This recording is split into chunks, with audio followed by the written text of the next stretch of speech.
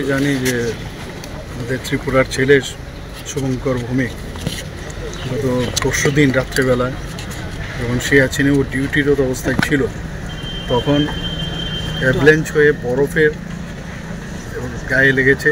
সেখানেই সে দুর্ঘটনায় সে পড়েছিল, কিন্তু যেহেতু রাত্রির বেলা ঘটনা সেখানে রেস্কিউ ওই সময় যাওয়া যায়নি, যা আমার কাছে খবর এলো। তো সেই অবস্থায় সে সেখানেই ছিল। পরবর্তী সময়ে সকালে যখন ওখান থেকে ওর উদ্ধার করলো, তো বাই দিস টাইম তো সেইভাবে তাকে আর রক্ষা করা যায়নি। তো ওর বাড়ি অমরপুরে।